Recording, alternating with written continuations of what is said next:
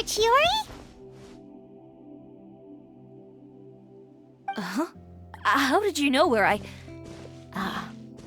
Alof told you, didn't she? She did.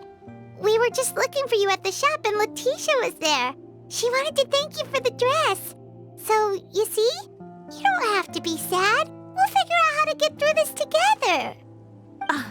I'm not upset. I just wanted to get some fresh air. Want to sit here with me? The view's quite stunning. Don't worry. I'll catch you if you fall. All right. Don't mind if we do.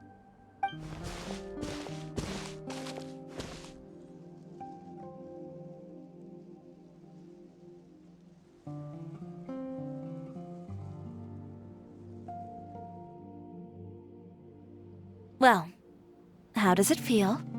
This place is pretty great. Right? It's quiet and open, and far from the relentless critique from fashion commentators and the media.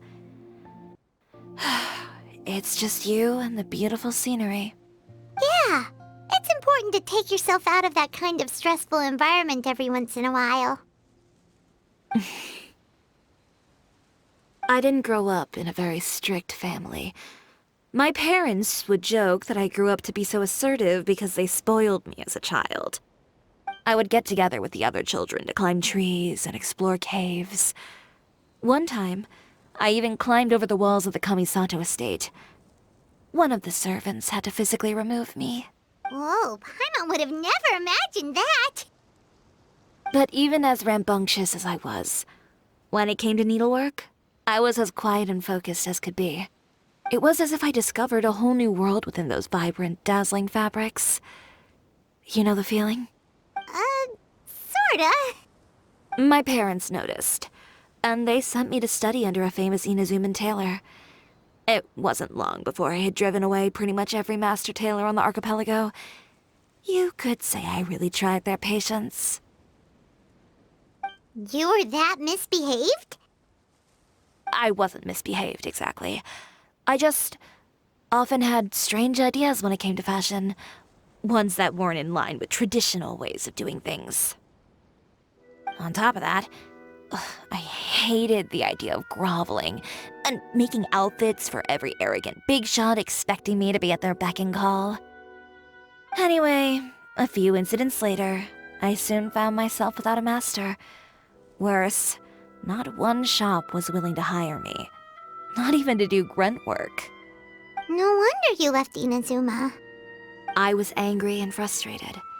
So, before I left, I swore to all those masters that my brand would one day become renowned all over Teyvat.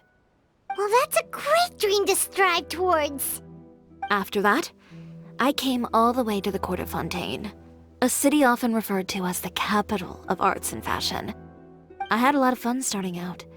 Sure, I was living in a small cramped room, but I was finally free to make whatever I wanted. I had a far more naive view of fashion back then. As long as something was pretty, it would become popular, right? A simple concept, surely. Of course, as I spent more and more time in the industry, I learned nothing was ever that simple. Least of all, fashion.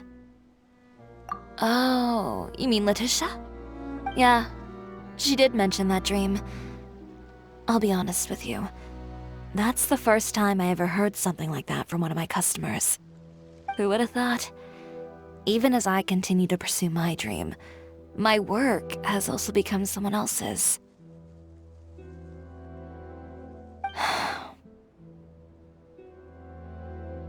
Alright, that's enough sightseeing for one day.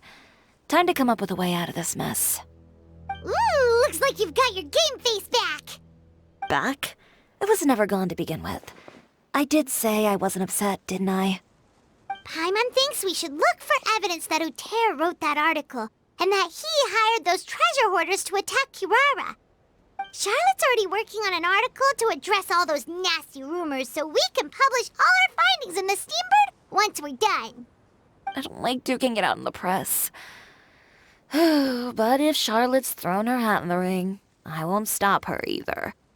I know where Uter's clothing factory is located. It might be a good place to start looking for some evidence. Sounds good. We'll come with. As for Fashion Week, well, there's always next year, right? So there's no need to be too upset. Huh? When did this become an either-or situation? Find incriminating evidence or participate in Fashion Week. I'm doing both. But your accessories! Didn't you say your designs were unusable without them? Well, it's true that I haven't quite figured out what to do about that, but to tell you the truth, even here in Fontaine, every time I see the sea, I can't help but remember Inazuma and the vow I made in front of those masters. Thinking about all that, I just can't bear to take even one step back. The sea. What did you just say, Chiori? The sea. Seashells, coral.